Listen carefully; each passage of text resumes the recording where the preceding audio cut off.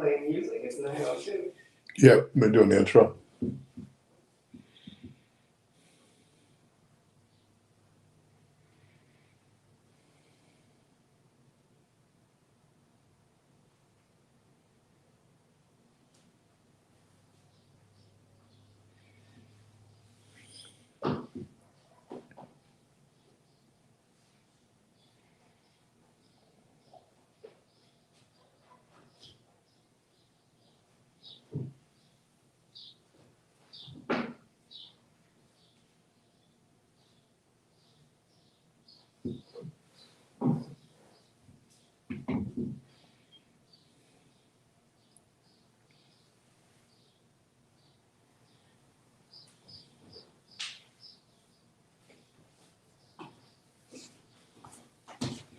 All right, good morning. Welcome to Community Voice. I'm your host, Keith Parris. I want to thank everybody for joining us this morning.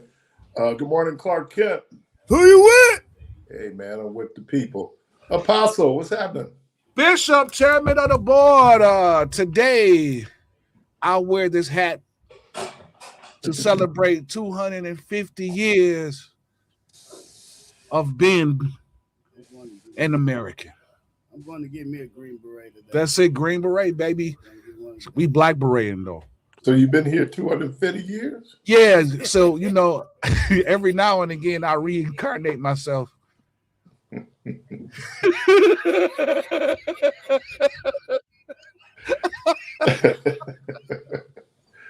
Okay, that pushes up against your religious tradition. You know that, right? That's kind of Eastern religion that we come back as something else. Have you ever heard people like I've been here before? No, yeah. No. Now you see some kids, man, and you swear these kids been here before, because for you to act like that is well, I don't know why we be tripping on old babies acting old. Right. Right.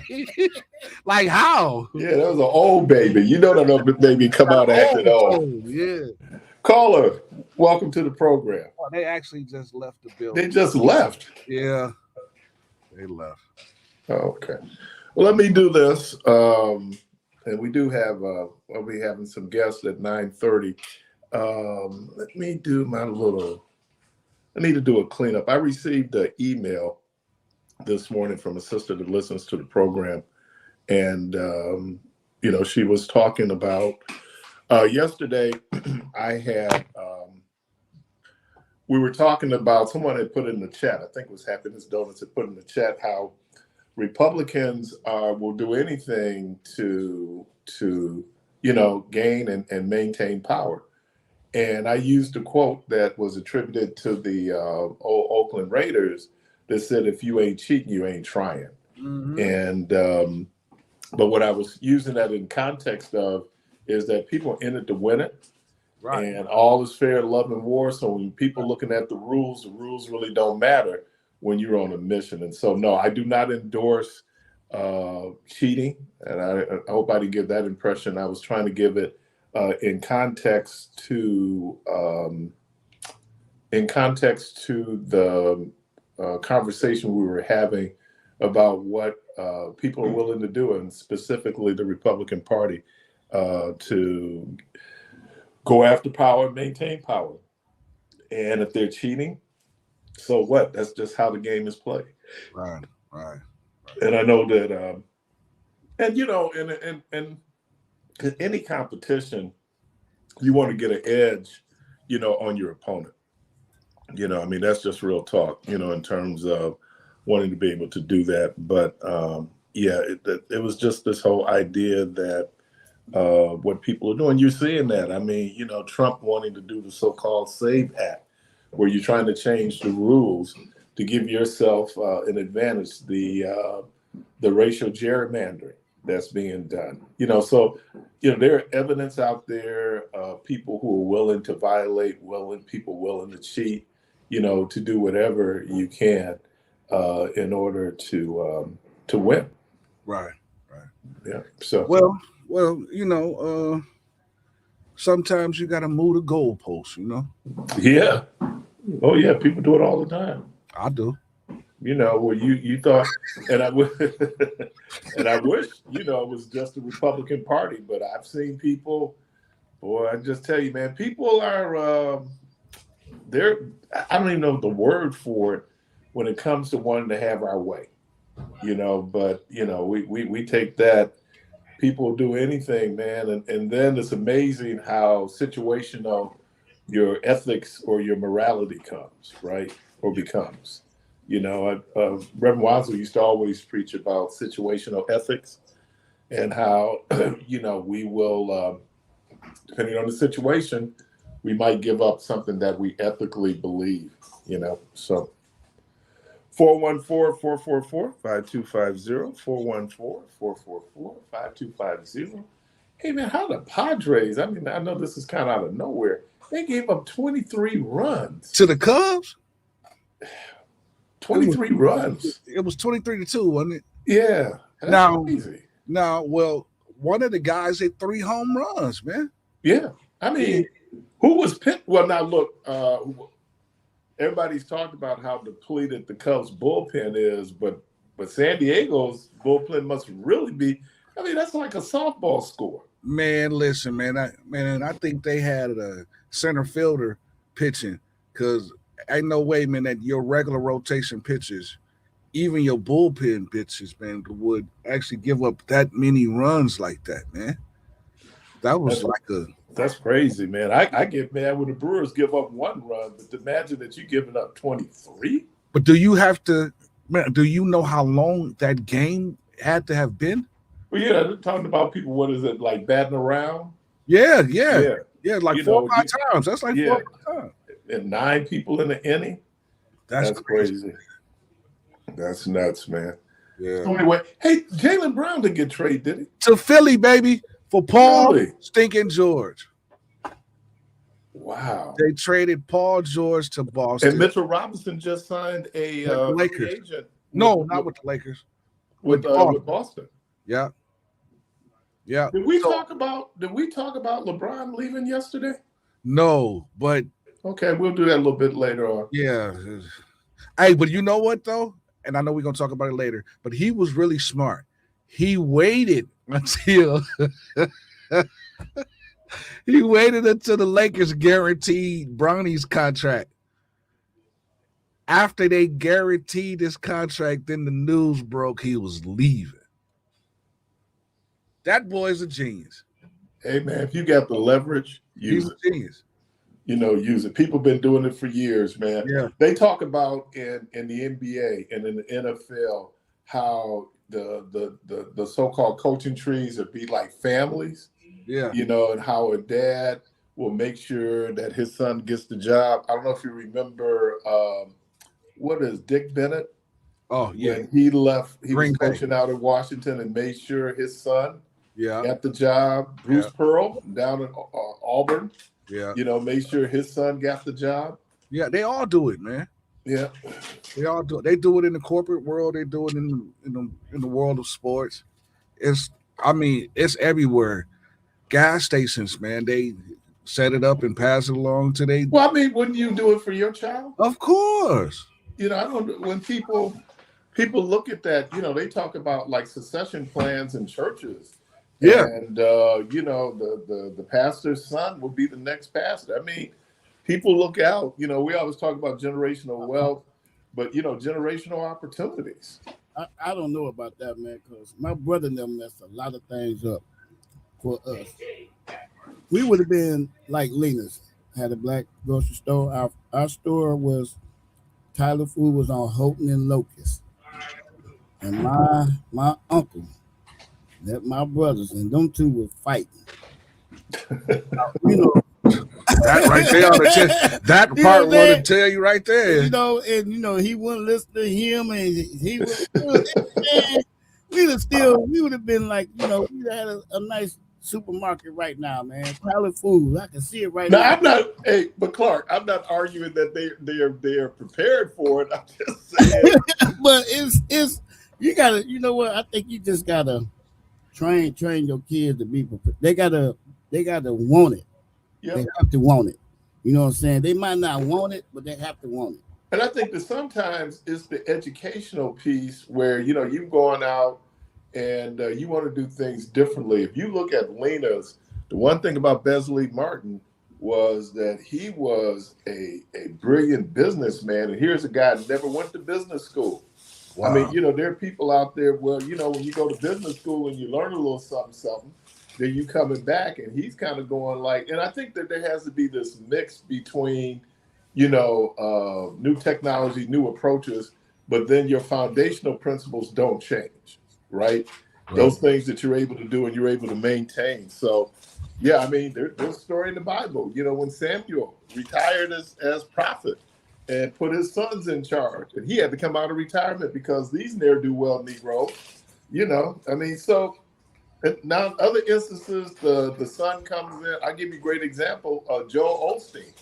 Joel Osteen has done far more than his dad ever did, but his dad positioned him to be in that position. As a matter of fact, Joel Osteen wasn't even a minister. Joel Osteen was over their marketing. You know, that's what he did.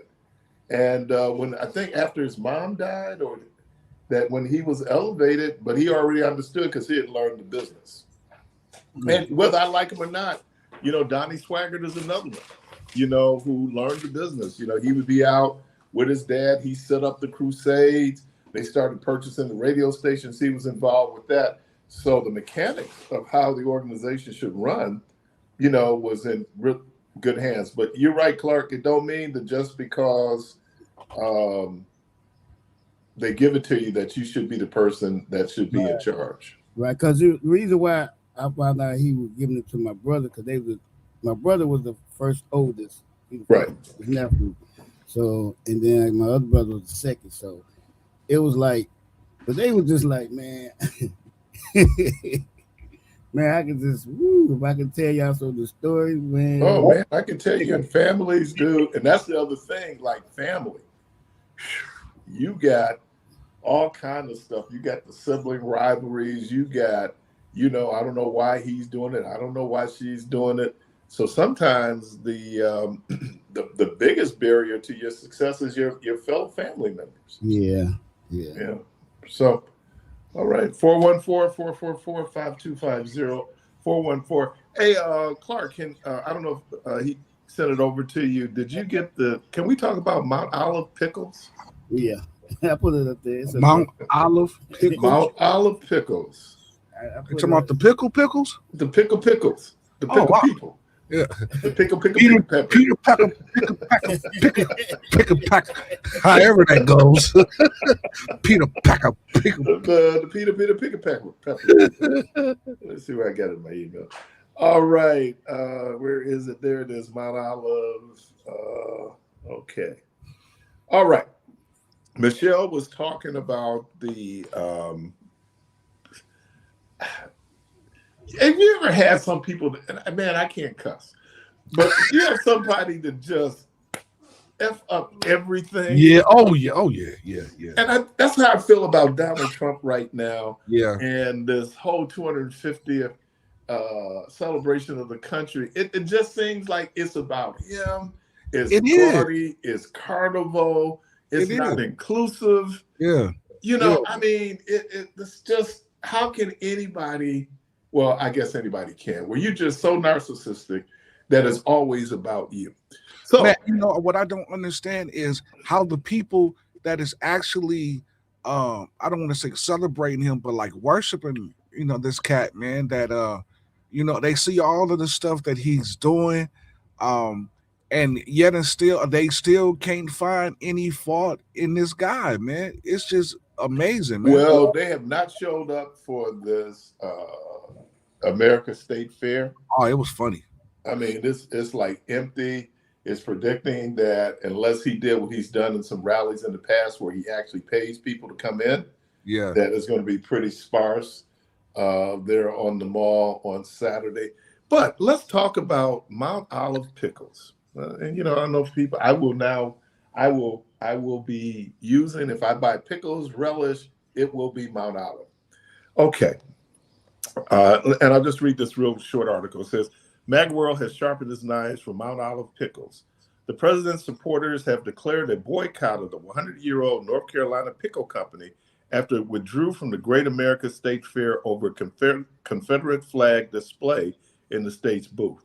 MAGA's devotees descended upon the X page of Mount Olive Pickles after the company pulled out of the sparsely attended fair in Washington, D.C. The saga unfolded last week after the company accepted an invitation to participate in North Carolina Pavilion, then got blindsided with a video displaying the Confederate flag. We're proud of our North Carolina roots, and we agree to be part of an exhibit as presented to us that would represent the best of our great state.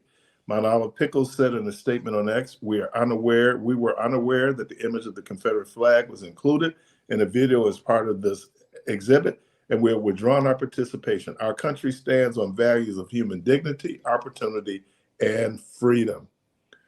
And then, you had people going, and I'll never buy your pickles again. My Confederate ancestors wouldn't want me to. Y'all are traitors.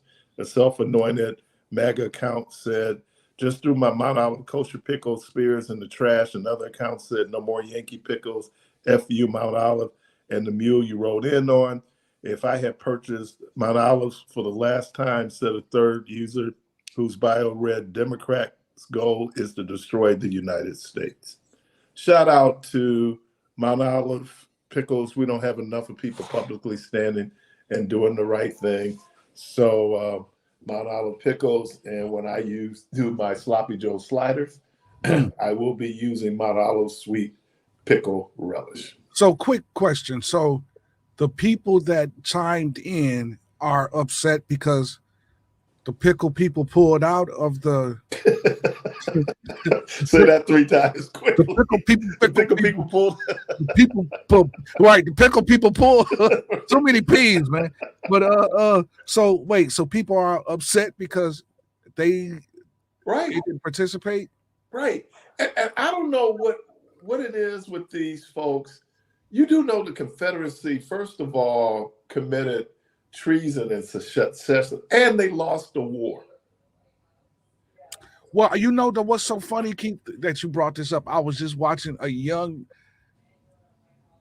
Gen Z guy talking on social media, and he brought up a point. He said, you do know, man, that the South really won the war. It appears that way. It appears that way because he was like, well, all of the Jim Crow laws and how long it took and all of that other stuff. He was like, so in reality, and some of this stuff is still in place. So it's like you look at it, and he was like, well, in reality, the South really won. And it's like when you kind of look at it, it's like, wait a minute. It is because some of the stuff that we was fighting against is still in place. Yeah, I think the other thing about the status quo, and I talk about it a lot, is it's hard to move the status quo. It really is. I mean, once people get used to things being a certain way, it's hard for people to change. Right. And we talked about it yesterday, how slave owners were compensated for loss of property, by the U.S. government. So, and I think that when we kind of look at this 250-year celebration, I appreciate what Michelle said, celebrate it, but also in the back of your mind, understand the fraught history of this country. And don't forget our contributions to the country. Yeah. And yeah, she was talking about, I think is Lafayette, who was the guy who was the architect for DC. It was Benjamin Banneker then who was able to come in and then really do it from his head, where he laid out Washington, D.C. and what Washington, D.C. looks like now. So don't they got a Benjamin Banneker clock? A what? A clock. Yes. I think he had an almanac. He was quite a genius. Yeah. He could be quite a genius. But yeah, and it said a whole lot about when you would hear about the so-called the inferiority of dark people, and begin to realize that that wasn't the case. That there was this whole intellectual acumen that we brought. Look, man, we came from the descendants of the Mali dynasty and Mansa Musa, and I think the first cataract surgery was done at the University of Timbuktu in the 1500s. So, you know, when you're looking at us as descendants of enslaved African people and African people, we should take great pride in that, and on those things that when they tried to do collectively. And at the same time, we're all individuals too. We're all humans. So,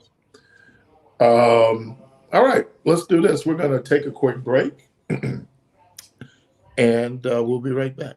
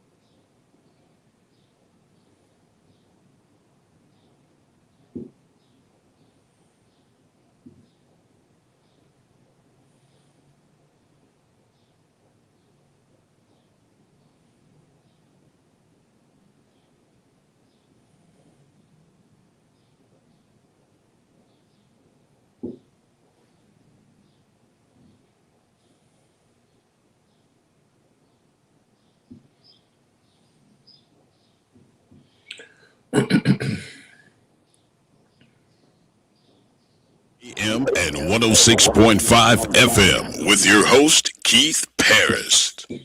All right, welcome back. And we have on the line Miss Michelle Pitts-Luckett and Miss Farina Brooks. They're here to talk about an event that's going to be happening on Saturday, July 11th. Good morning, ladies. Good morning. How are you? I'm great. I'm well. Good. So tell us, and Clark, can you put it back up? This very special event you're having on July 11th. Go ahead, Farina. Dream Team United, we came together like 2019, but we were all working together before then. And so Miss Michelle Lucky Pitts is actually one of the people that's on our team.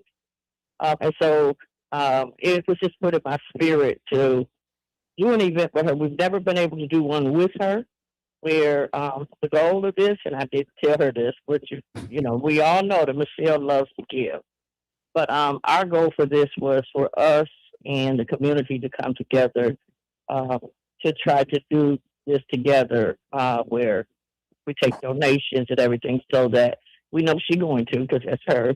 But our goal is really to bring the community together to show how much we really do love her and how much we do appreciate her, because she does so much for all of us in the community. And so we felt like this was a way for Dream Team and the community to be able to show her how much we really do. She know we love her, but it's always good to show. So I talked with her and I said, well, Miss Michelle, also, you know, we need to bring some life, right, to Jerusalem Missionary Baptist Church. So this is a way to do all of that in one event. So tell us about the event. So the event is Saturday, July 11th. We'll have free horse rides. Well, everything is free. We'll have horse rides. We have the video game bus. We have Pretty Girls Educated coming with their bus. Gideon Burdine Williams will be a DJ. Jerusalem Missionary Baptist Church Band will be playing. We'll have free hair braiding, free haircuts, free face painting, and of course, everybody know what Dream Team do. We will be there giving out groceries. Also, we will have hot dogs, hamburgers, things like that. So if people would like to donate, just know this is a donation not for Dream Team. This donation is to show our love and support to our own Miss Michelle Lucky Pitts, who gives so much to everybody else.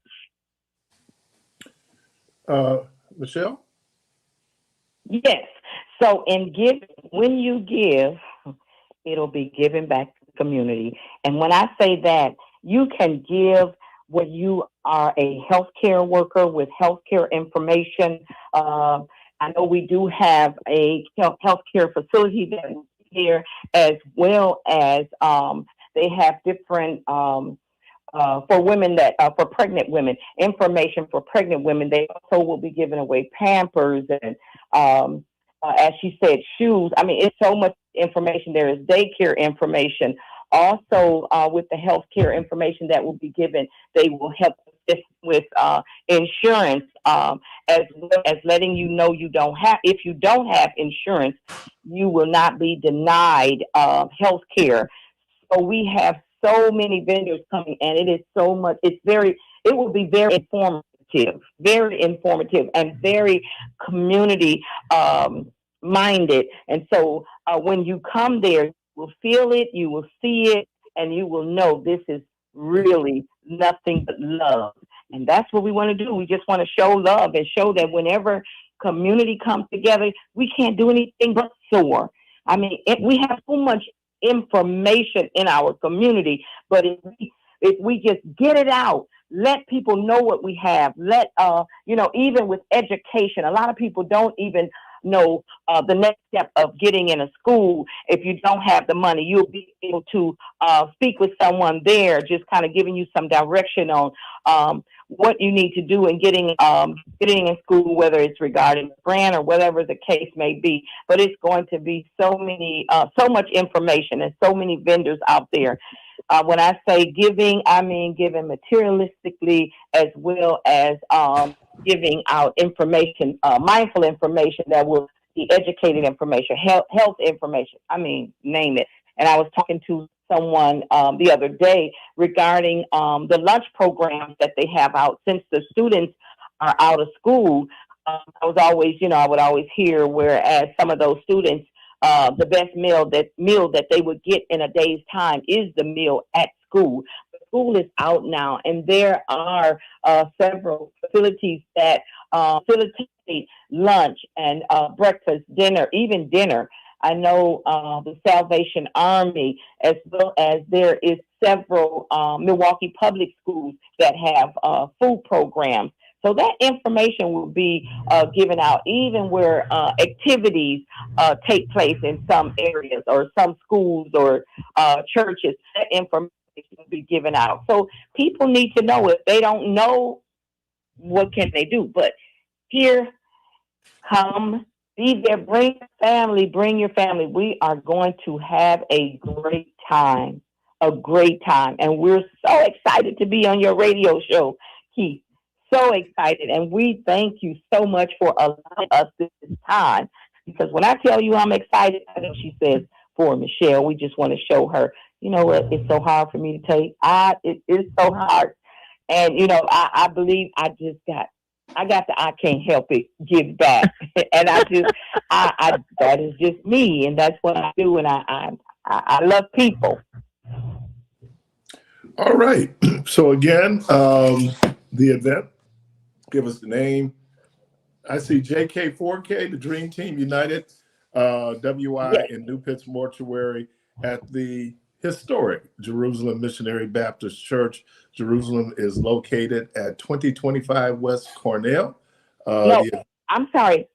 That was the error. The address is 2505 West Cornell Street. That is on the corner of Titonia and Cornell. You can't miss this big, beautiful brick church that was founded by none other than the late Dr. Dunny Sims and my Mother Neely Sims, my mom and my dad. Over 60 years, they founded that church. And so if I don't do anything else, I will continue to let their legacy live on. Okay. So it's 2005. West Cornell, right there on the corner of Cornell and Titonia. Am I right? Yeah. Right. There you go. No. It's 2505. What? 2505. Oh, 2005. Okay. Right. Yeah, it's 2505. If they get the address out of their head and just think about the corner of Titonia and Cornell. There you go. Because it's on the corner. 2505 West on Cornell Street, right on the corner there. Y'all gonna get that address together in a minute. Yeah, that's the address. I forgot we're gonna have bouncy houses, and for some people that don't know, Miss Michelle has a actual Black Museum inside the church. Mhm. And so people are going to be able to go in, especially our youth. We really want them to know. I mean, and it's a lot of, adults probably don't know a lot about the Black history right here in Milwaukee. So Miss Michelle has that in the church. So people will be able to go in and look at the pictures and find out about some of the history, back then and now. Some of the politicians, I think there'll be a couple of them there.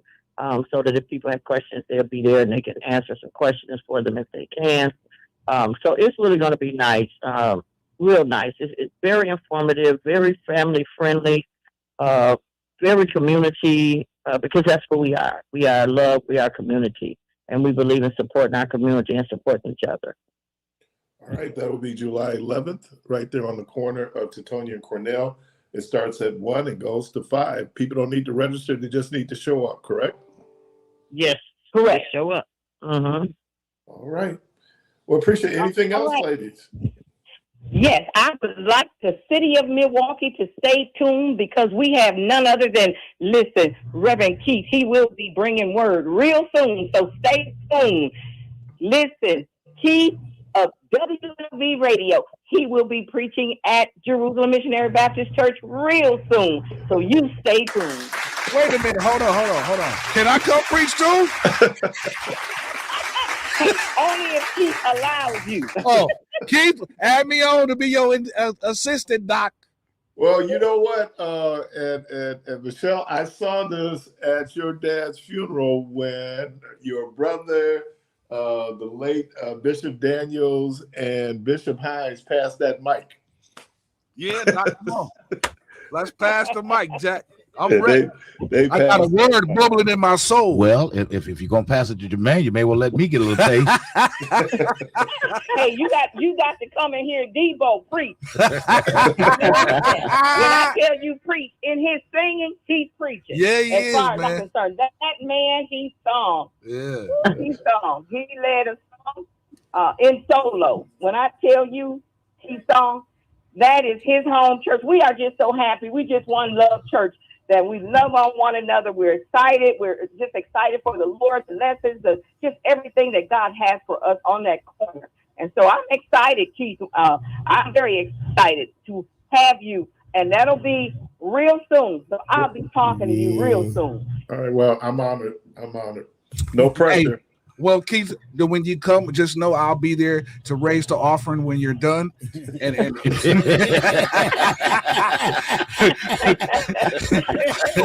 I'm gonna have that $1,000 line for you. Sound like Sister Pitts raised the offering at that church. So. All right, appreciate you all. Was you trying to say something? No, I was just gonna say, yeah, Debo did a good job. He even had me crying, Keith. Oh, that ain't hard. Yeah. What do you mean that ain't hard? What do you mean that ain't hard? Michelle, Pastor Michelle. It's okay. Listen You at can this. cry. Clark came back to the station that Monday and told everybody, well, it's official. Tell him what you did yesterday. I said, you tell him what I did. He said, he's a deacon now. Everybody got to call it in. Talking about, Folks with the call, is he still going to do the blues show? Oh, he had me all messed up around here. Oh, my goodness.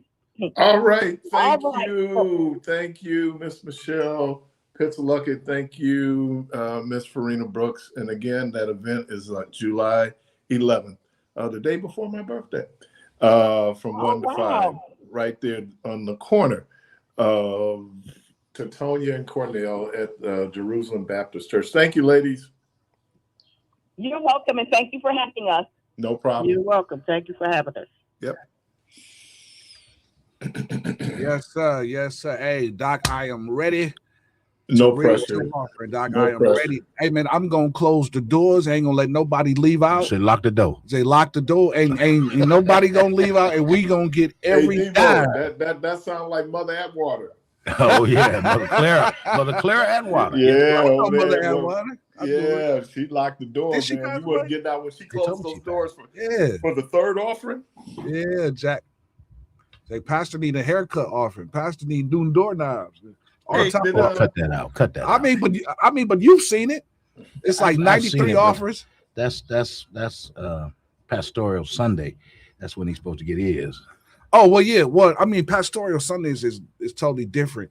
But I've seen churches like have like building funds, and then like when the building fund money didn't come back right, When it didn't come back right.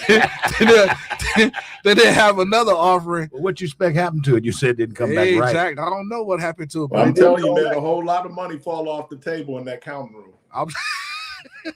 I'm just, Lord. That's real talk. Into envelopes. Yeah, I'm just real talk, man. That's why, you know, one of the benefits when we saw this trend before COVID was that you can do electronic giving now. That goes right in the bank account, you know, so that really makes a difference. I know that people had issues with ATMs in the church. You know, I don't. Well, no, that shouldn't be an issue because that's just another way of you know, getting money. Yeah, you know, I mean, compared to you going around to the corner store or to the corner gas station. We used to have the ushers. The ushers used to break your 20. You know, back in the day, you know, you come in and you get change from the ushers. So in my mind, now at Rehoboth, they would stand there. There'd be a lady sitting there. She got the little book out and she writing down your name and what you gave, because people did, you know, it's you certainly can file it on your taxes as a you know. Oh man, back in the day, remember when they would bring that one table north, they would actually put in what you gave on a Sunday. That'd be public. I'm glad we got away from that. Yeah, but I think, you know, the convenience of it, but because you know, people always, they get mad at the church for the church trying to finance itself, right? Mm-hmm. And so then they, you know, like they got ATMs in the ATM is a convenience for me. If I want to put cash in the church, I want to put cash in the offering. So that's a convenience. It's like you know, Ryder was saying, so I don't have to run up here to the store to try to break the 20. But man, I think we have to just step into the 21st century. And Exactly. I remember giving. When I was working for Elliott Management Group, we sold credit card machines. Okay. And a lot of the watering holes is what I'll call them, bars, whatever you want to call them, that I was able to sell those machines to. They were very leery of it. And I just said, you know, you'd be surprised how much more people spend. Right. And they're not conscious of constantly going in their pocket. It's just leaving that card and they're not really paying no attention. So I know a guy now, he told me since the day he put that machine in there, he has not touched the money that goes there. He just uses the cash. Right. And the other piece of it is, because you know this, you know, people in the bar and restaurant business knows theft. Oh yeah. You know, cash is easier to steal than if you put it in as electronically done. And so I know that there are people out there who may or may not like the idea of using your debit card, using your credit card, but the convenience of it and then the security of it for those owners. Oh, absolutely. Yeah. Absolutely. Yeah. We went to, what did we go out for? I don't know if it was our anniversary. Wow. It could have been our anniversary. We went to this new restaurant that opened downtown right there on Van Buren and Mason, I think. And so we got our bill and they put on there that there was a 5%, 2% surcharge if you use a credit card. Well, I paid in cash. So she charged me the amount had I used the credit card. And, you know, because she's so used to people paying with credit cards and not paying with cash. So she was able to go in and adjust the bill. But yeah, I mean, it's a brave new world. And like I said, COVID, that's why giving didn't really go down during COVID when we were doing the lockdown, because people still could electronically give. And a lot of churches got on the bandwagon then when they found out that, hey, you know, you can go in and you support even now, because I go to churches and they might be taking up an offering and I don't have any cash. Well, they have those QR codes that you can go in and you can go in and give. So yeah, we start using Giveify, of course. Then there's Cash App. So there's so many ways that you can participate in the ministry of giving. Yeah, and let me say, okay, be God given, no matter how You try. Oh, no. Felt Can I that. have the outside rows, please stand? That is one of our offertory songs. That Yes, sir, Doc. Man, y'all got to hear Deacon Michael Jones. Oh my God. He tear into that thing, huh? Man, he got it, man. He got it. Did anybody see the two folks that were on the top of the Empire State Building? Yeah. I did see that this morning. I watched it. And they're in jail right now, but yeah. I watched it live and I was going like, whoa. Now all of that to get up there to propose. Now you know what we should have did, that we should have played. Guess what color they are? Because you already know. we know ain't no black folks climbing up nothing past past the third second floor too high. Yeah, second. Hey man, we ain't doing it. And they said they didn't have no kind of nothing on, man. Just no tether. Nothing. They just climbed up. But I guess they're performance artists, so they knew what they were doing. Obviously, they knew what they were doing.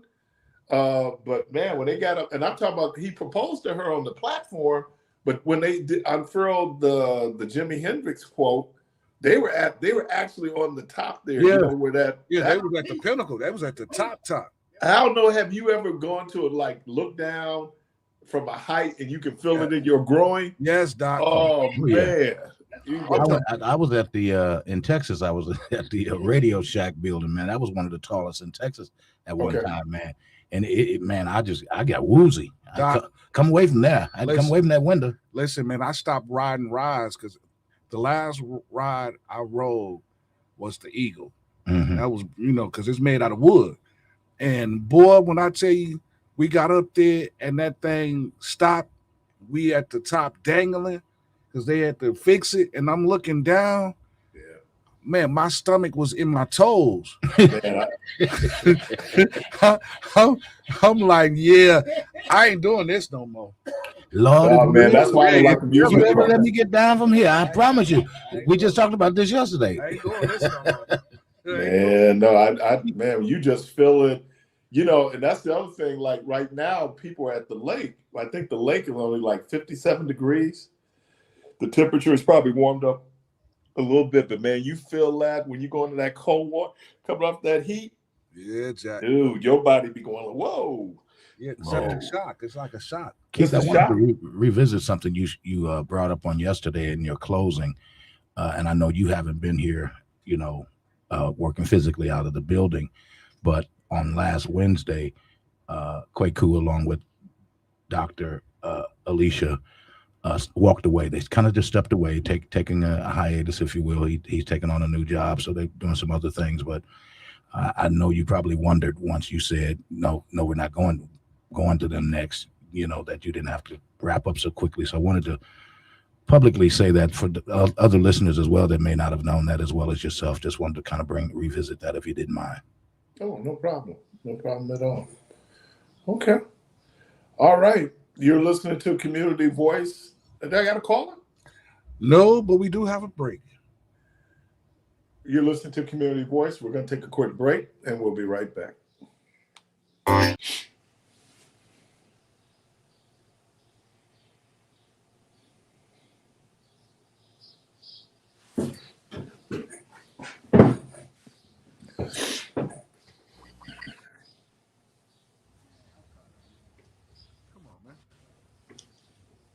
You live. All right. Good morning. Good morning. Good morning again, and welcome back to Community Voice. Okay, there you go. Welcome back to Community Voice. Today is, let me do a couple of things here. Let me do, I'm a Cancer, so I need to do my birthday shout outs.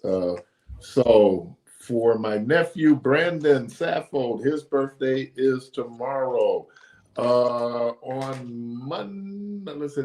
Sunday, it will be my niece, Amaris Muhammad, her birthday, and of course, my goddaughter, Caitlin, her birthday is on.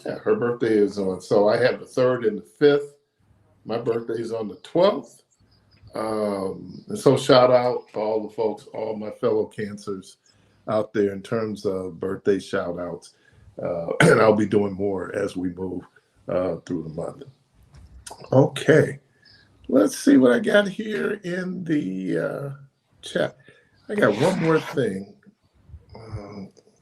Clark, I'm trying to, where was I? Hold on. Trying to think. Mount Olive. Oh, okay. Let's do United States men's national team. I don't know if anybody watched the match last night. They beat Bosnia Herzegovina when they beat Bosnia last night. Fascinating match. It was a fascinating match because one of the American players who has an interesting backstory received a red card.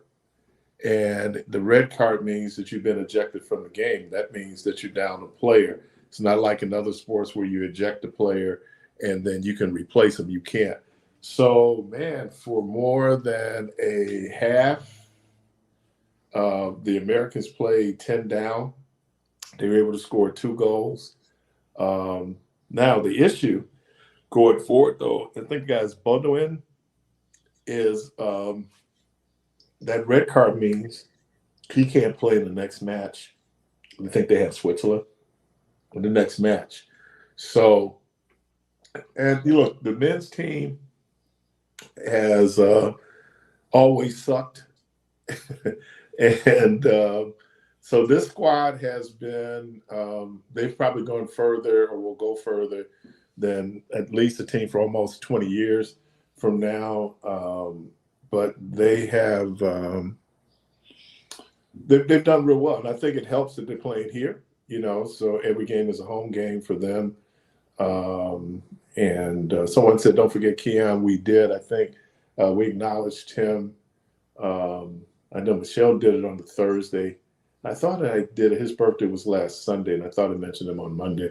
But again, Keon Jackson Malone, he is mixed. He is missed. Caller, welcome to the program. Good morning. Good morning. Hello? Yes.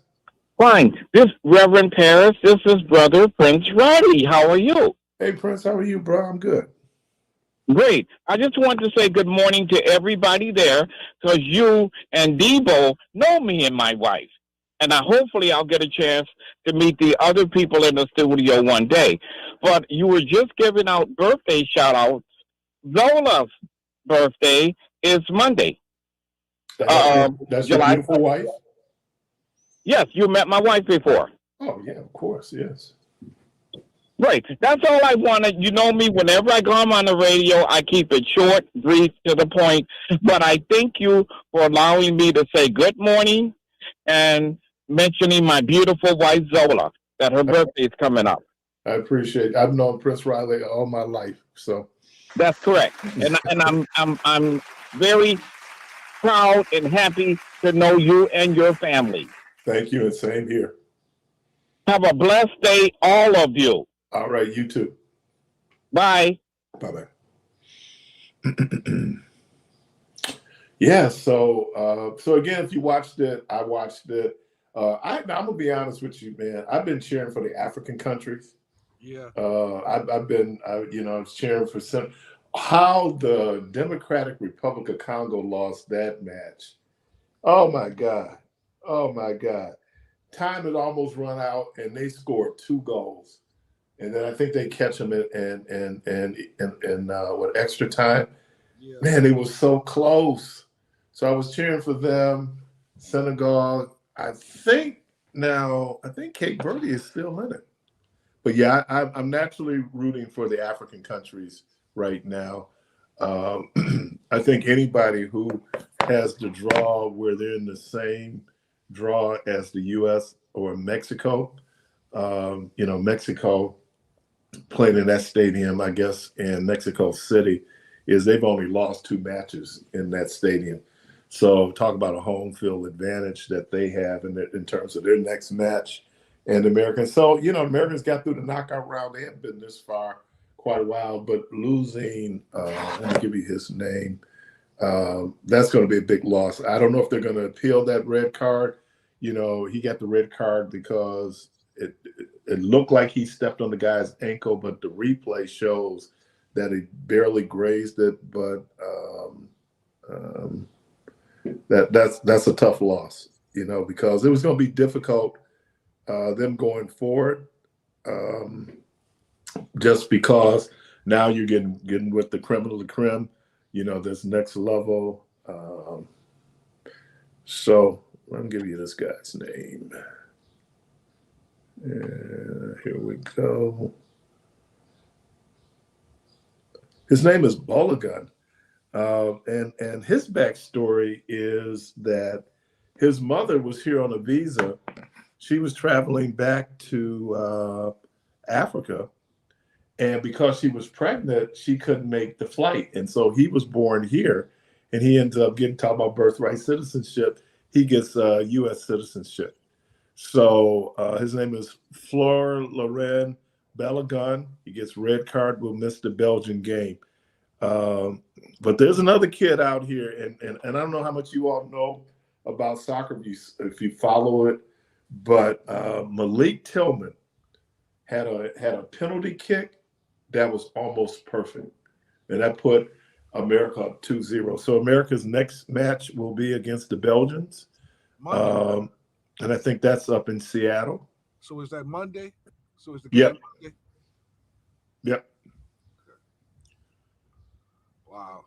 Yeah, man, it was a good game yesterday, man. I watched it, man, and the U.S. actually looks good, man. Oh yeah. Good.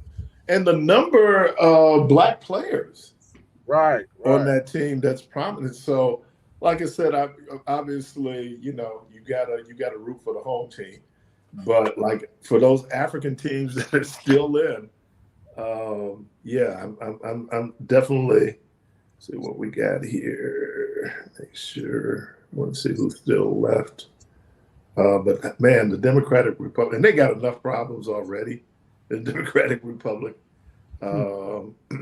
So let's see who's still left. Wow, America is like, okay, that was their group. Okay, I'm pulling up the matches. Four more, talk much, 414-444-5250, 414-444-5250. Okay.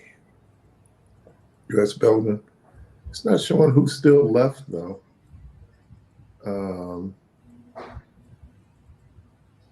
Uruguay. So I'll pull that up.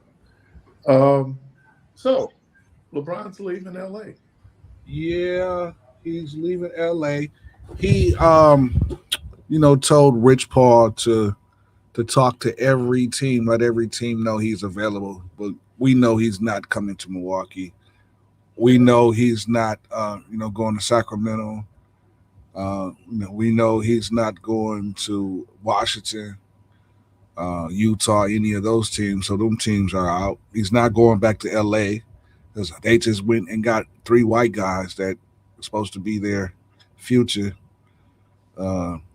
with Kessler and Austin Reeves and Luka. So I guess that's the face of the team. I saw Stephen A. Smith going off about that.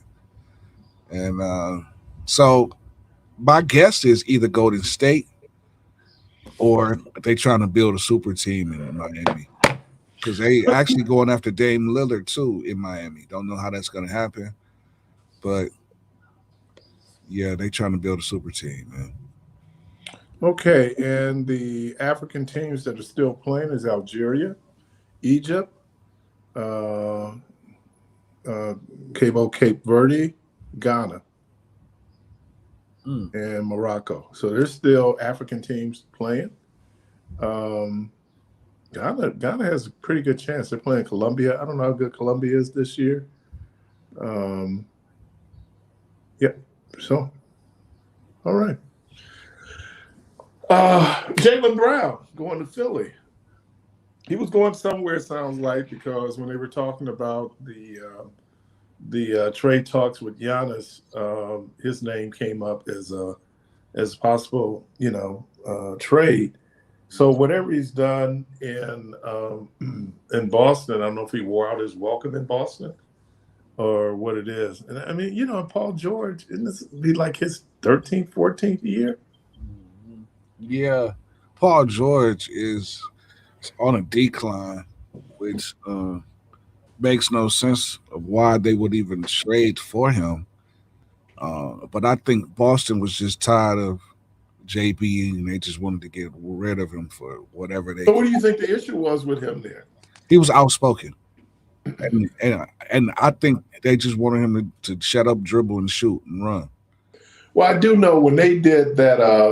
I don't know if it's a 30 for 30, and they talked about Boston and the Celtics, and he was like Bill Russell. He was pretty honest about how racist a city Boston can be. Yeah. So I don't know if that had anything to do with it. I don't know, you know, if it had anything to do with he just couldn't figure out that hair situation. I don't know. He was leaving marks. Well, no, man, I think it was because, you know, after this season and they lost and he said that this was his best season, they felt some kind of way. But how can you tell this man how to feel and what he think is best for him? I mean, if he think he individually had a great season, let him live with that. How can you take that from him? And they played well with him when Tatum went down. Yeah, so like I mean, Boston to do what Boston did speaks volume of who they are. And if I was JT, I'd be trying to find my way up out of there too. Okay. Well, let me do this because they said I have not responded to their post. So let me respond to George's post. He said that Brown didn't request a trade. If it wasn't for him, the Celtics would not have made it to the playoffs. True. He was talking about the Climbers as publicity stunt, a very good publicity stunt because they had every major cable news network focusing in on him. So yeah. And then he said, I was surprised. I don't watch soccer, but I was surprised that there were so many brothers. I think I know I have a nephew in Miami who's a real good soccer player. His dad was a football player, but he's really picked up soccer. He's gotten good at it. Hey man, look, and the money that you can make playing soccer without the impact that would have on your body playing football, right? I mean, why not? But you know, we were talking a little while ago about flopping. Right. If you don't know how to flop in soccer, you will not play. Man, because I tell you, them guys, I mean, how they just throw and they flail like fish out of water, man. Like they just go nuts and then they get right back up and act like nothing happened. It's like, dude. Oh man, because it's rare. And then when you see the replay, it was like, dude, that wasn't as bad as you made it. I mean, they and I think a lot of European basketball players also play soccer. So flopping was just part of that's how you get the call. Yeah. Like just go down and stay down. They'll let the play and then see if it's coming back. But man, that flopping that's out there is just crazy, man. It's okay. So we got Spain and Austria, Croatia and Portugal, and Switzerland and Algeria. 414-444-5250, 414-444-5250. Caller, welcome to the program. You gotta be a little patient. Call back. 414-444-5250. 414. Got a call? Yep. Good morning. Good morning. Am I Rodney Dangerfield? Rodney Dangerfield. Yeah, that went over. Yeah, but anyway, I was trying to. I do not, and unless they know something that we don't know. Because if I had between light skinned dude name on boss, what's the light skinned dude on boss? You got us on the speaker? Could you break it up? You got us on speaker because you're breaking up. Sorry, yeah. What's the light-skinned dude on Boston? Tatum. Tatum. If I had to choose between Tatum and Brown, I don't know about y'all, but I would keep Brown versus Tatum. Oh, I keep Tatum. Yes, I'm serious. You tripping. Probably. But let me ask you a question. Before they won the championship, who was turning the ball over, throwing the ball away, making all the goofy mistakes before they won that championship? It wasn't Brown. It was Tatum. He had his moments. And if it wasn't for Brown last year, I'm not saying that the other guys didn't contribute. But if it wasn't for Brown, hold them together till Tatum got back with that little stun he did come back in, they wouldn't have made the playoffs. Yeah, but now, am I tripping about that? There's a different team when it's just Jaylen Brown and then it's Jaylen Brown and Tatum. I mean, I think it's just a different team. So you think they're going to go further unless they trade George Paul? You think they're going to go further this year than they did last year without Brown versus putting George Paul in there? I don't know. It seems like they're putting a lot of their money on the white kid. Pritchard. No. Pritchard. Is it Derek White? Who is the bald kid? His last name is White, right? Are you talking about Derek White, or you said the White? Yeah, Derek White. Right. So when I said the white kid, I wasn't talking about Pritchard. Oh, you talking about his last name? Yeah, Derek White. Yeah. They look at and look, dude. He made the Olympic. Brown. Derek White versus Brown. Yeah, I think that they see the upside on him more than they see the upside on Jaylen Brown. I don't see it. So unless there was something going inside that we don't know about, I don't get it why they would trade him. And it could also be a chemistry piece too. So you don't think they play good together? Yeah, but I'm saying, but then how they get along in the locker room, there could have been a whole lot that went into that. It seems that the fact that he was even mentioned in the trade, we would have heard about that, Keith. Huh? If you don't think it was some problems going in within that locker room, you don't think we would have heard that, especially from Stephen A? No, you don't think we would have heard about that? It may not depend on the locker room business out there. You know, we didn't know much about what was going on in the Bucks locker room until the dude didn't request a trade. I don't whether he requested a trade or not, they were talking about trading him. They've been talking about moving him for the last year. I don't get it, Keith. I do not get it. So, but that's sports, right? Yep. And the other thing too, and which I have put in some polls, I'm like, okay, I got a call. I guess I got to call in to get my questions answered. I don't watch soccer. You know, it's not one of the sports I really get into. But I did watch the beginning yesterday of the game, and I was totally, and I don't know about any of you guys, because again, I don't watch soccer. I was totally surprised to see as many brothers on the American team as it was. And so I guess my question to you, because I guess they got all these different teams, are they born Americans, the black guys on there? Or can most of them are. Most of them are, yep. So all of them are, or can you say I want to play for this team? No, I think all of them, you would have to, you'd have to have some type of American status to play for the American team. Okay. So, yeah, they're all Americans. Again, the Baladon, he's interesting because his mom was here and she was pregnant and she couldn't go home. And so until she had delivered him, and when she delivered him, he got U.S. citizenship. Well, he's an American then. When you're born on American soil, you're American. There you go. And then Antonio Freeman's son is on the team. Thank you, Curly. I forgot about that. His son is playing. So, whose son? Antonio Freeman, former Packer. Oh, yeah. Yeah, I knew that much. Yeah, I knew that much. His son was playing on. Right.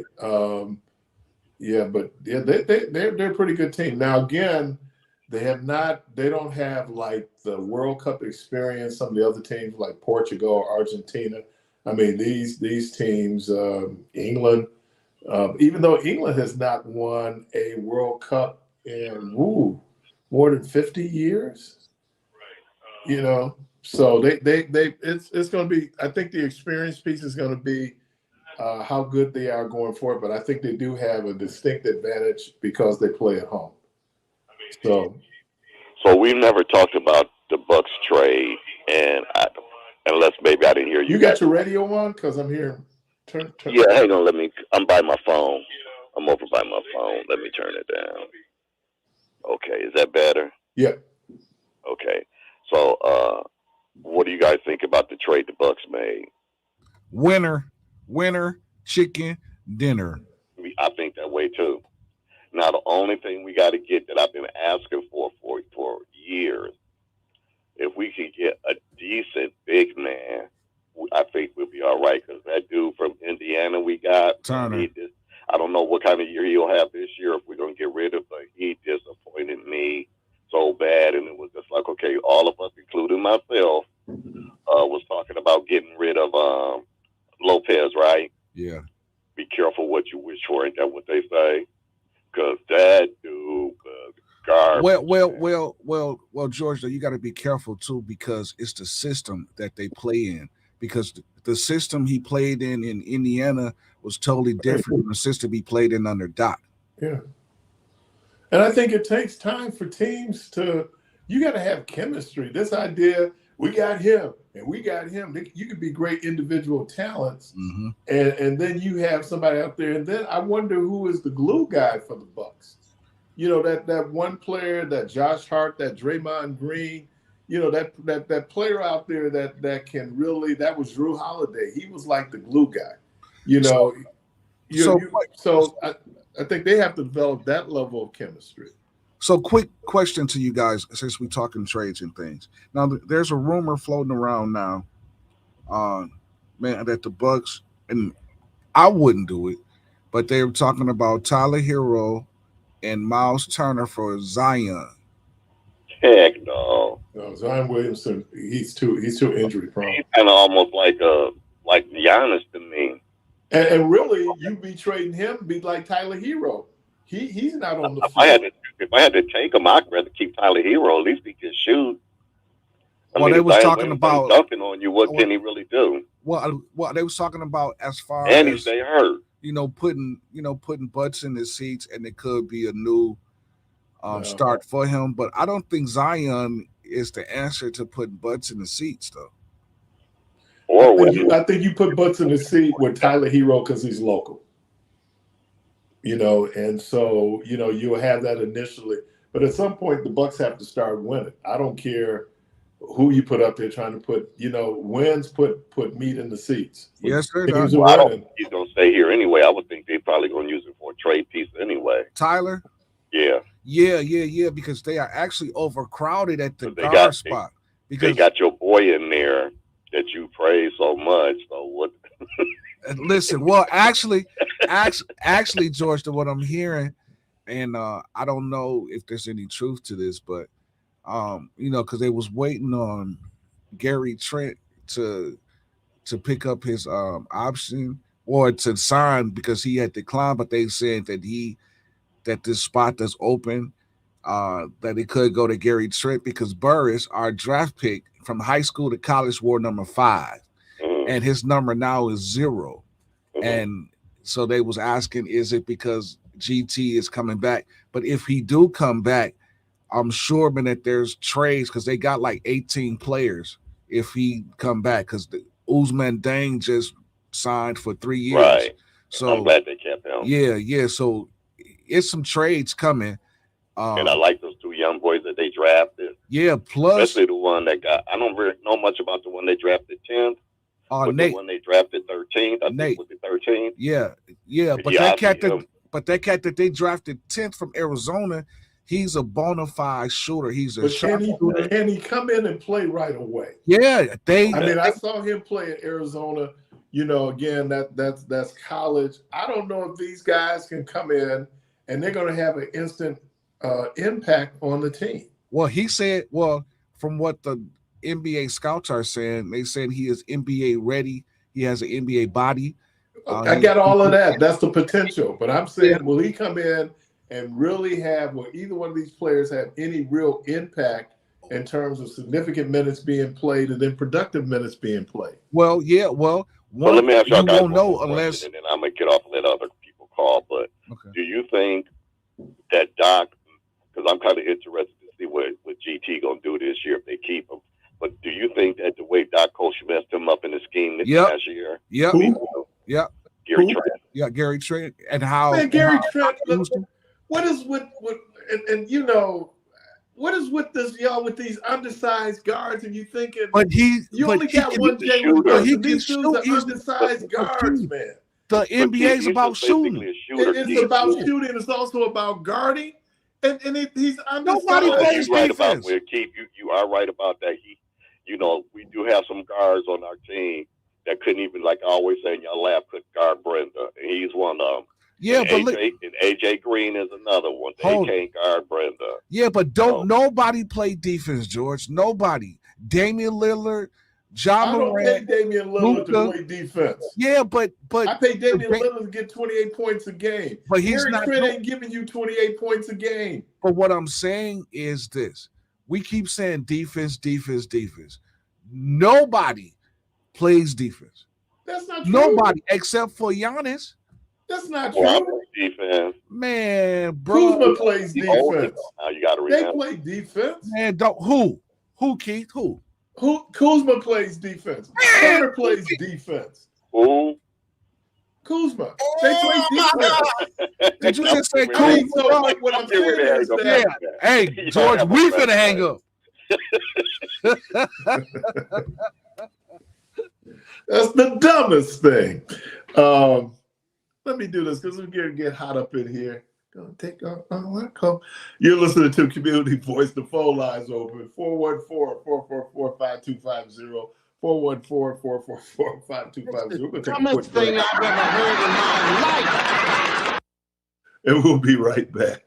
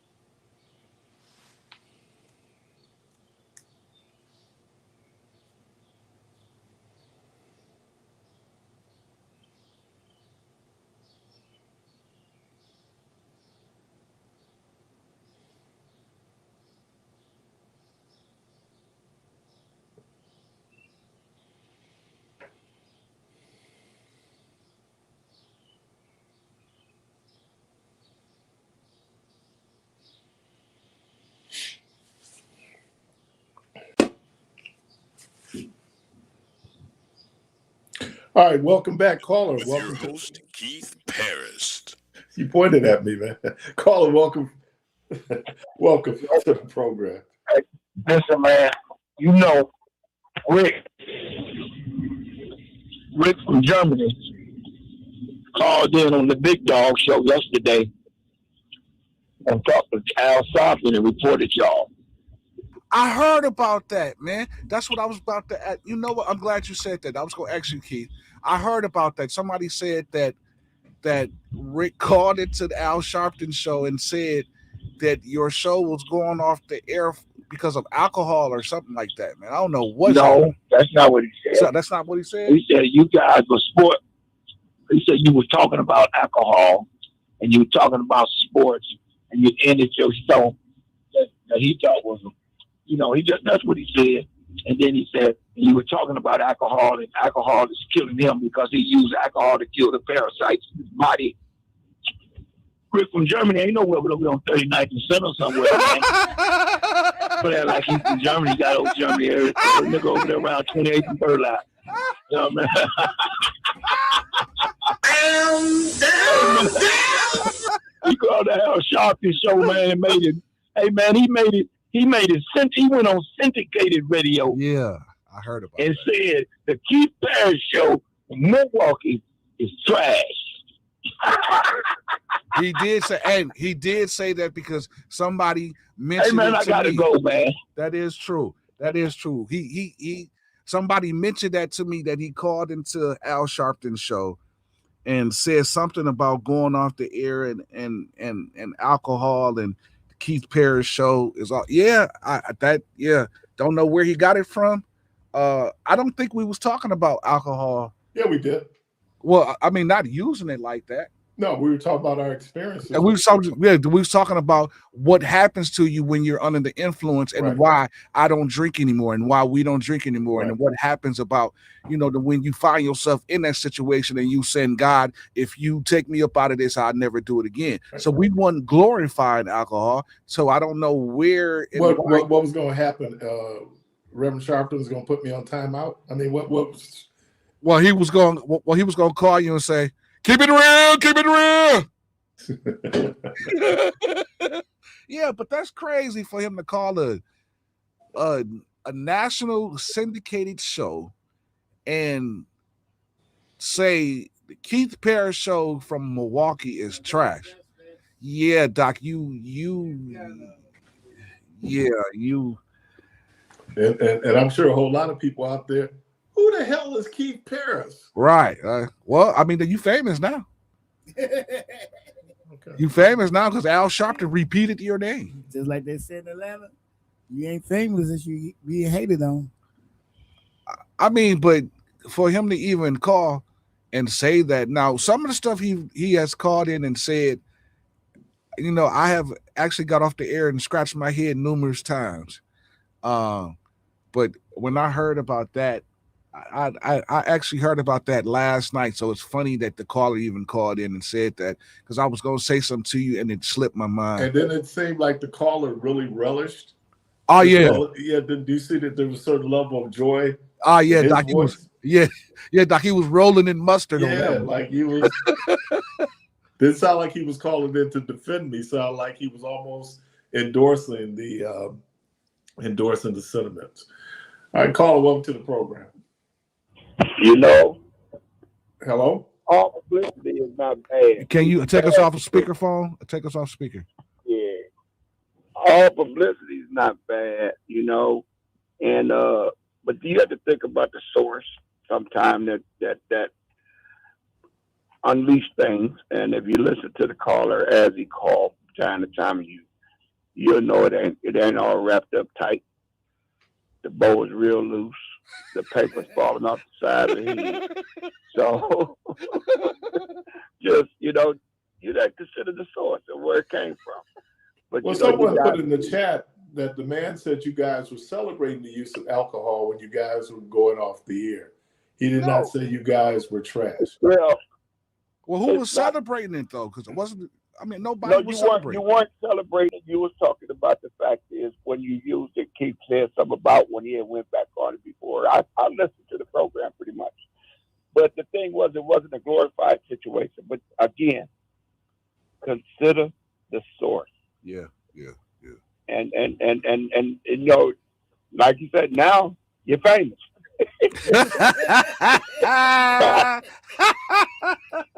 Yeah. Well, anyway, I won't get into something as it relates to Reverend Sharpton and myself. Yeah, and I think it's when we have these conversations. First of all, we're adults, right? Right. And what was it? There's a sign that at this Methodist church on Center Street, it says that every saint has a past, every sinner has a future, right? Oh yeah. And so when you think about those things that you did, that you experienced in your life, you talk about now. Hopefully, you learn from those experiences. It took a couple of times to learn that if you do excessive drinking, you're gonna get real sick. Right. Some of us it took, but I'm just saying it's a part of it, and we should be able to have adult conversations. It's not glorifying, but at the same time, it's not putting it down. I mean, people. So my thing is, Keith, we had the conversation yesterday on the air. If he felt some kind of way, why he didn't call in and share his feelings? Because that, like, you are that kind of host that you give people the opportunity to share how they feel. So if you really felt some kind of way, you could have called into the show and shared your feelings instead of calling a show that had no clue about what we was talking about. Yeah, because I'm sure he was going like, who is Keith Parris? Well, okay. Well, but people listening. Yeah. But no, I just think when we have these conversations, because it can veer off course. We have very serious conversations. I know certainly when we have conversations around sexuality, we have conversations around religion. I mean, it is, and I just believe that everybody has a seat at the community table. No opinion is no more important than another opinion. But at the same time, and then it also celebrates the diversity of how we view the world. I got a caller? No, sir. Okay. I thought I said, but they had a caller. You were a little slow on the uptick, though, when Michelle was telling you to cut each off. I was kind of going like, you might have to tell him 2-3 times, Michelle, before you get to the button. Hello? Okay, yeah. Sorry about that, man. We was doing live production live on air. All right. Somebody put yesterday. They thought it was funny. We had production meetings. They thought that was funny. Wait. Somebody say, "Don't believe that right out." Oh well, yeah. Well, sometimes you're gonna have production meetings live and in person. Oh man, we're doing it live. Yeah, do it live. Just do it live. I'm just so glad that you're here at the beginning of the program right out, because I know sometimes you can step out. So yeah, sometimes at like right when you get ready to go on the air, I have to step away and handle some business. Like I didn't have 30 minutes before you got. I know. I do the same thing. It's just like, why are you doing this now? You had 30 minutes. You had to. Anyway, all right. So you were saying that, and I was getting ready to go on a rant. No disrespect, I admire people that are just ballers, but I'm telling you, man, in the NBA, it's hard to win with undersized guards. That is true. I'm just saying. Obviously, New York proved that you could win with an undersized guard. And Jalen Brunson, but he becomes the outlier. Yeah. He's not the rule, and so those guys become contributors. Gary Trent has a great game, but he's a contributor. Gary Trent is not going to be averaging 25 points a game. It's just not in what he does. Unless with this new system that they increase his volume of shots. Yeah, now, but if they increase the volume of shots, it's probably going to be the volume of misses are going to go up too. Yeah, I believe that too. So I think, sometimes, and again, people define the numbers now. I was just kind of processing this. Jaylen Brown going to Philly, it gives them another score. I mean, somebody who can create a shot. Yeah, but how are you going to run that lineup with Maxey, VJ? Because when they send everybody but the team manager on Embiid, he passes the ball out, and you got guys who can create. So you saying that you will play JB at the 2 or at the 3? And because his position is basketball, all I'm saying is you have another player, right, who can break down a defense. And I think that's something Paul George could not do. He's old, man. No disrespect to old people. I'm old. He's old. Jaylen Brown still has a lot of physical potential anyway. Yeah, so but Philly, but that's Keith, a better deal. Yeah, but Keith, to be honest, Jaylen Brown is considered old in NBA years because he's 30 with that mileage on his body. But he's 30. But we peak. Our athletic peak is between 28 and 30, which is true. But you also got those miles on your body from the NBA. I got that, but so does everybody else. Yeah, but not the young cats. Yeah, but the young cats don't know how to play yet. Well, when you look at young cats like VJ Edgecombe that plays for Philly, now he was their shooting guy. So when you bring in Jaylen Brown is like what, 6'5"? Yeah, and he's about 20 to 22 points a game. I get it, but where you gonna play him at? Are you gonna play him at the 2 or at the 3? You his position is basketball. But he's gonna be on the floor. I get it, but if you run all of those guards like that, you too small on your backcourt. Not really. If he's 6'5", Maxey's about what, 6'3"? Yeah, but again, though, you looking at small forwards being 6'7", 6'8", 6'9", 6'10". Okay. I think you can. He can defend the 3. Jaylen Brown. He can defend the 3. He can defend the 2. So I think you figure it out. You put it out there because again, we're getting away from this 1, 2, 3, 4. Its position is basketball. It's your ability to keep moving, keep the ball moving, right? Be able to operate in space. And then they have a very strong post presence in Joel Embiid. Well, I think Philly benefits from the trade. Well, one thing about Embiid, man, I hate to say it, but I think he's on the downturn from the injuries and his knees, man. And as a big man trying to move and post up down low, and yeah, man, I think it's pretty much. You have 12 scoring threats. That takes some pressure off of him. Of course, yeah. So, and let me do this real quick too. Speaking of age, I did get a chance to watch Serena Williams' third set. Oh yeah. And yeah, man, she's 44, and you can tell. Oh yeah, it was obvious. She looks like she's in phenomenal shape. It was like, but she's 44.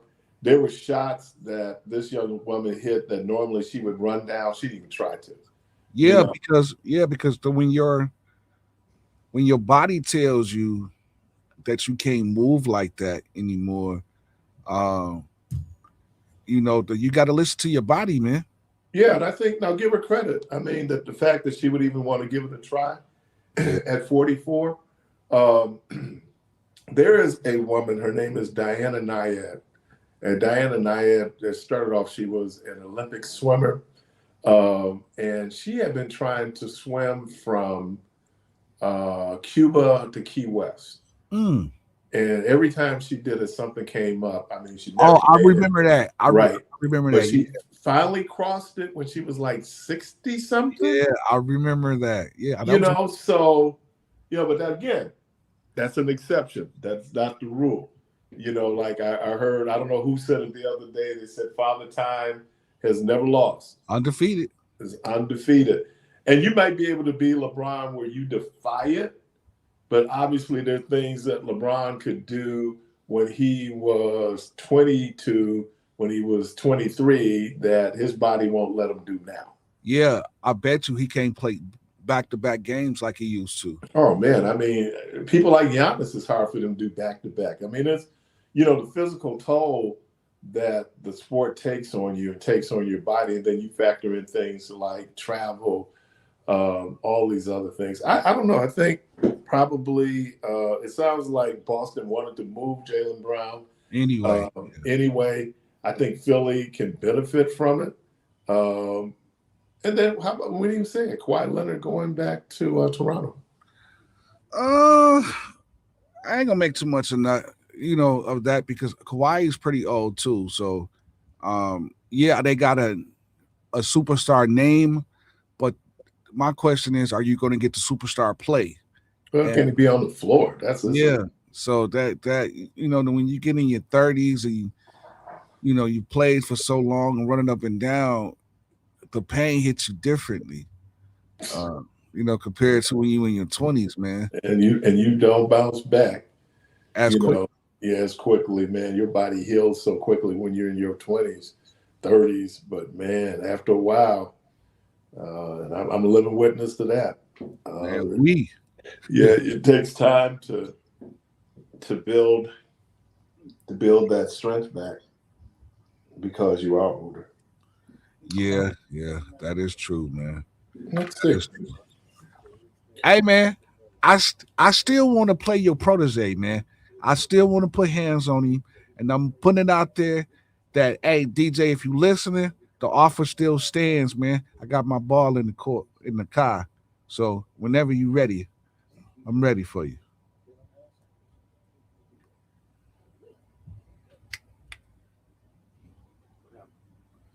Keith, are you there? Keith, go. He didn't sign off, but we could sign off. It's about that time. Well, we don't know what happened to Keith, so this is live. So we're going to he didn't pay his bill. Keith, we're going to ask you to pay your bill so they don't turn off your spider phone. He over in his minutes. He went over his minutes. His peak minutes, He back now. Well, I received a phone call, and when I receive a phone call, it goes through the tablet. Oh, I thought you didn't pay your bill. Oh, yeah. We I would say, boy, spiders don't play, right? Yeah, man. I'm sitting up there. He still got the pager. Yeah, he still got the pager of spiders. You said the pager. Yeah, no, man, I got a beeper. The two-way. Isn't the beeper the same as a pager? Same difference. Yeah, but that's what we call it. Like, you got a beeper. You got a beeper. Now, why was it that any and everybody that had a beeper, especially if you was in church, but them preachers, you're a drug dealer? No, I'm not a drug dealer, man. Yeah, well, most people with beepers are either an on-call physician or a drug dealer.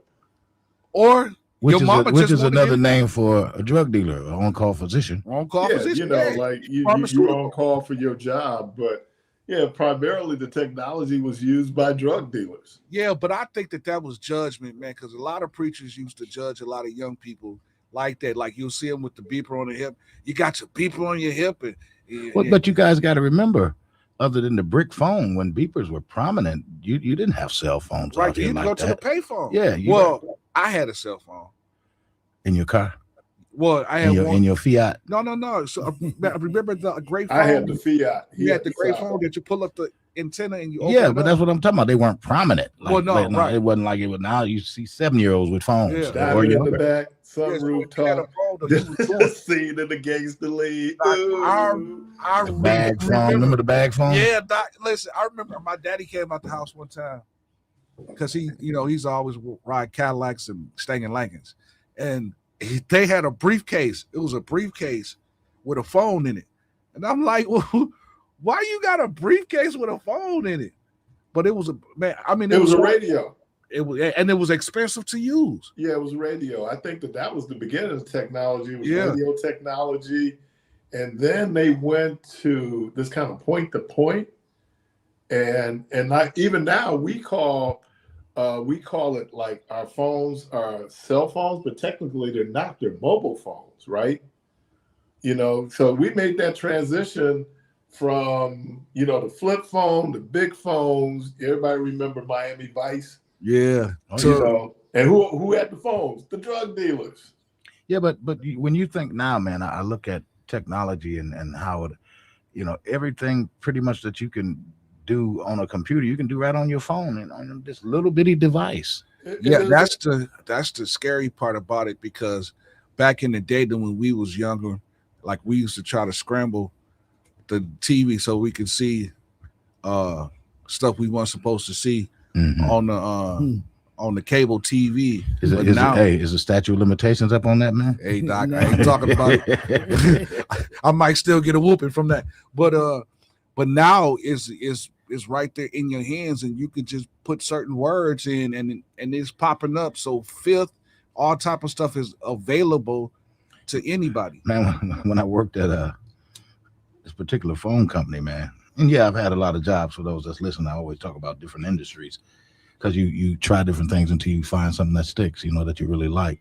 Right. But you'd be surprised how many people would come in with that FBI screen where they'd unlocked it because they watching forbidden stuff. Yeah. You'd be amazed, man. Oh yeah. They will lock your phone up, man.